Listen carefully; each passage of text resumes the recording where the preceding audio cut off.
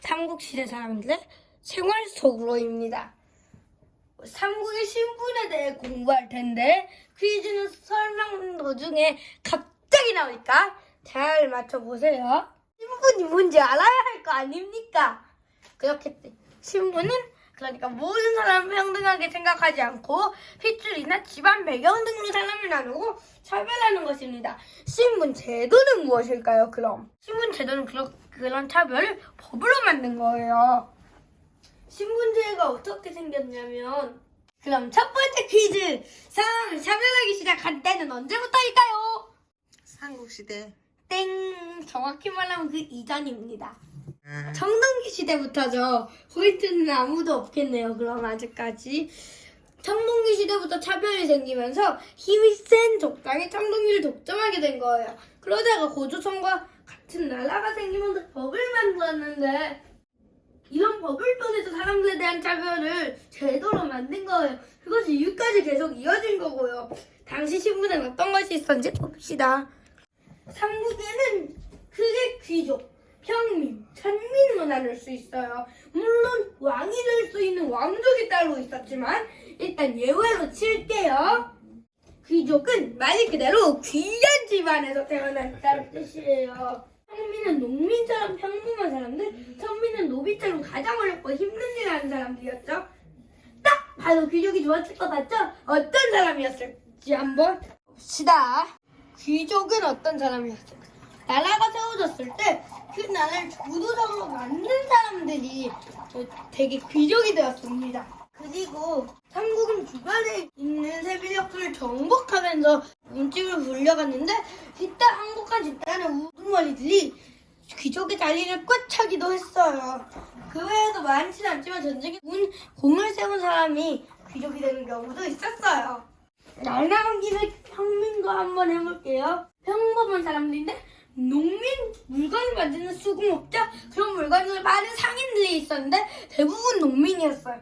그 당시엔 농사를 지어서 거두리는 양이 많지 않아서 대다수의 평민이 농사를 지어야 했거든요. 천민에 대해 얘기해볼까요?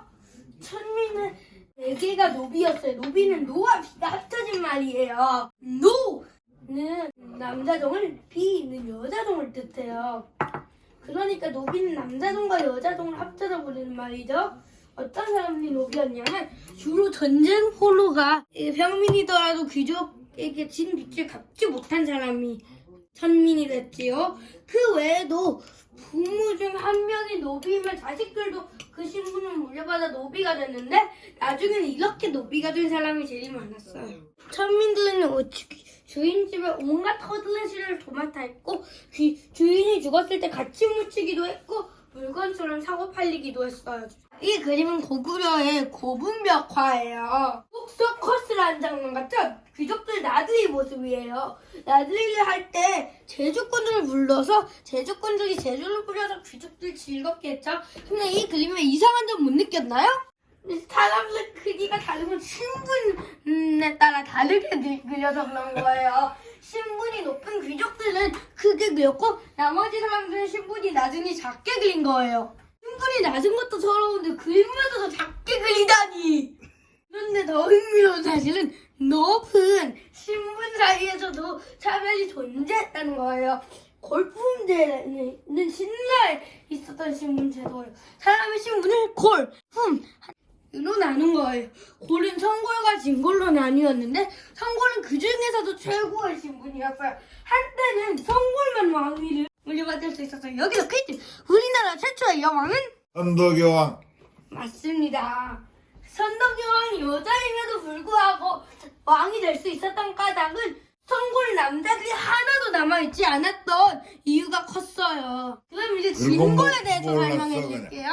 나라의 가장 높은 관직을 오를 수 있었고 귀족이긴 했지만 왕위를 물려받을 수는 없어요. 하지만 선덕여왕이 뒤를 이은 진덕여왕이 죽은 뒤 성골이 더 이상 남아있지 않게 되자 진골인 김춘추, 즉 세종 무열왕이 왕이 되면서 이 규칙은 사라졌어요. 이제 품에 대해 얘기해 볼게요. 1등품부터 6등품까지 있어요.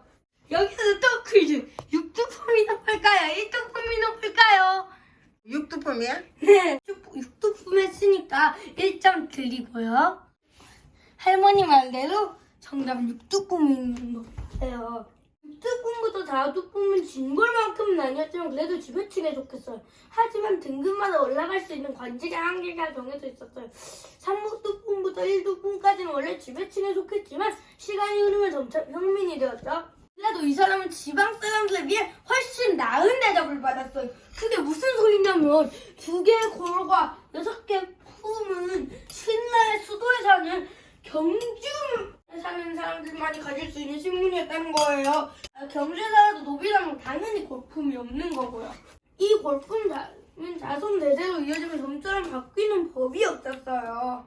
요즘 국회의원이나 대통령을 뽑는데 서울에 사는 사람들 가운데 특정 지방 사람들만 허용한다고 하면 얼마나 이생하겠나요, 요즘에. 어느 나라나 신분제도는 있었지만 신라의 신분제도는 유난히 까다롭고 철저하게 지켜졌어요. 이런 골품제도가 제도를 가지기 시작한 건 법행왕 때였어요. 나라 안에 여러 제도를 정비하면서 법흥왕은 경주에 사는 귀족들한테 세력의 크기에 따라 6두품에서 4두품 신분을 내려주었고 높고 낮은 관직에 앉아서 신분의 차이를 구별해 놓았대요. 그런 다음에 이후 여러 왕을 거치며 골품제도는 세세하게 정해졌어요. 그래서 이런 식으로 됐어요. 지배 크기가 4두품은 15살을 못 넘었고 5두품은 이런 식으로 지배 크기는 점점 넓어지고 말의 개수의 제한도 점점 더 관직도 이게 1위, 이게 17위 관직이에요. 이게 막대 그래프로 이게 표현하기가 좀 애매하다 보니까 그냥 어쩔 수 없이 그냥 낮은 순위로 했는데 진골이 될수록 그러니까 더 높아진다는 걸 볼 수 있죠. 그래서 이거 핵심을 한번 짚어볼게요. 좋아, 니네도 한 자리씩 가져. 대신 내 자리는 넘보지마. 이랬던 거예요. 그러니까 신라에 아주 깊이 뿌리 박혔는데 결혼이 할 때도 신분이 같아야만 됐고 신분에 따라 옷차림, 수레, 그릇, 지배 크기, 밥그릇도 정해져 있고 신발을 만드는 재료며 수리에 사용하는 장식품의 종류도 달랐어요. 여자들의 겉옷, 속옷, 소매가 짧은 상의, 바지, 버선, 비녀, 모자 등을 만드는 재료도 신분에 따라 제한을 뒀어요. 그러니 아무리 돈이 많더라도 신분이 낮으면 좋은 물건을 쓸 수가 없었죠. 이렇게 까다로운 신분제도에서도 진골 귀족들을 제외하고 나머지 신분들은 자기 처지에 만족하지 못했을 거예요. 특히 능력은 있지만 골품제 때문에 높은 관직에 올리지 못했던 사람들은 결국 신라를 떠나 당나라로 가기도 했어요. 대표적인 사람이 설계도 최지원, 장보고였어요. 설계도에 대한 얘기예요, 이 중에서. 이렇게 안타까워했대요. 신라에서는 골품을 따지기 때문에 비록 큰 재주와 뛰어난 공이 있어도 뜻을 이룰 수가 없구나. 나는 당나라로 가서 큰 공을 세우고 중국 황제의 인정을 받을 것이고 그래서 당나라에 가서 결국 당나라의 장수가 되었는데 고구려와의 전쟁에 참여하여 큰 공을 세우고 죽었대요. 나중에 이 소식을 들은 당나라 황제가 눈물을 흘리면서 고마워했다죠. 만약 설계도가 신라에서 발렸기 김유신 못지않은 장군이 되었을 텐데 참 안타깝지 않습니까? 네. 참 안타깝잖아요. 이렇게 진골 귀족들의 권력을 유지하는 역할을 했지만 능력 있는 사람들 활약할 수 있는 길을 막았다는 점에서 문제가 있었어요. 농민들의 땅이 있잖아요. 기름지지 않았기에 세금 내고 물건 사면 남은 곡식으로는 가족들 끼니를 때우기도 벅찼죠. 공사나 군사일에 공원되고 특산물도 꼬박꼬박 바치고 농작물도 바치고 하나도 벅찬데 3가지나 농민들의 의무가 3가지 있다니 참 심하지 않았습니까? 네. 한번 볼게요. 재미있는 이야기 하나 알려드릴까요? 신라 진평왕 때 설씨라는 노인의 용모가 아주 고운 딸과 함께 살고 있었어요. 동네 청년들이 모두 그 딸을 마음에 품고 있었죠. 그런데 어느 날 설씨 노인한테 군사일을 하라는 명령이 떨어졌어요. 늙어서 병으로 고생하고 있었던 노인과 그의 딸은 근심이 이만저만이 아니었죠. 그런데 이 소식을 들은 가실이라는 소년이 나타나 자기가 대신문 사이를 가겠다고 나섰던 거예요. 노인과 딸을 감동을 받았고 딸은 가실이 돌아온 후 결혼을 하겠다고 약속하며 거울을 반으로 쪼개 징표로 주었어요. 이렇게 한쪽 거울을 하나 들고 군사 일을 떠난 가실은 3년이 지나도 6년이 지나도 마을로 돌아오지 않았죠. 가실이 돌아오지 않자 노인은 딸을 다른 사람한테 시집 보내려고 했죠. 딸은 끝까지 반대하면 가실을 기다리겠다고 했어요. 하지만 노인은 딸을 몰래 동네 사람과 결혼 날짜를 잡아버리고 만 거예요. 결혼 날이 되자 딸은 도망치려고 했죠. 그때 마침 삐쩍 마르고 옷이 다 해친 어떤 사람이 마을을 나타났어요. 아무도 그는 못 알아봤지만 그가 깨진 거울 반쪽을 내밀자 노인 딸은 그가 가실임을 알고 울면서 반겼다고 해요. 그래서 결국 두 사람은 결혼을 하게 되었어요. 이렇게 농민들은 여러모로 사정이 좋지 않았다는 거예요. 농민들은 언제든지 천민의 신분을 바꿀 줄 모르는 불안한 삶을 살아야만 했던 거예요. 또 농민들이 노비가 되는 건 나라 입장에서도 큰 손해였죠. 세금 낼 사람이 없으니까요. 그럼 퀴즈! 그런 농민들을 돕기 위해 고구려의 고국천한테 만든 법은? 지난 시간에 얘기한 것처럼 고구려는 가난한 농민을 구제하면서 귀족 세력이 커지는 것을 막기 위해 진대법을 실시했어요.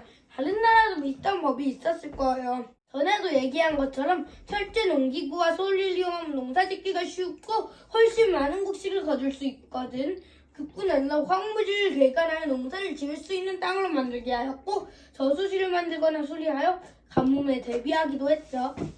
이제 수업은 막바지입니다. 지금의 축구와 비슷하던 축구이라는 놀이가 있었고 씨름도 즐겨했죠. 또 전쟁에서 싸움에 능하고 씩씩한 사람들이 많았어요. 고구려에서 살려면 조심해야 할 것들이 많았어요.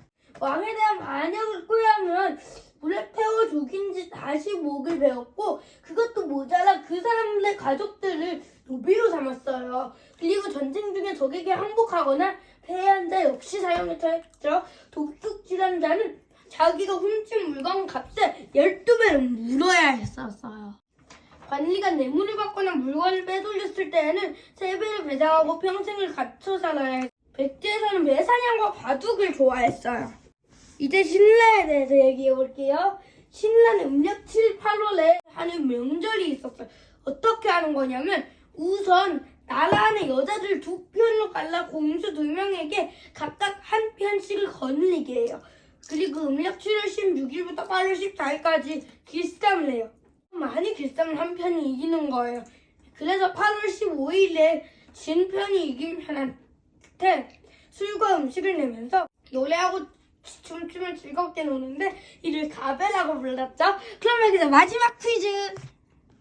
가베는 지금까지 내려져 오고 있는데 어떤 명절에 해당할까요? 힌트, 가베가 끝나는 날짜입니다. 수습. 맞아요. 할머니한테 포인트 1점 드리겠습니다. 이걸 보고 복습할 시간을 드릴 김지입니다.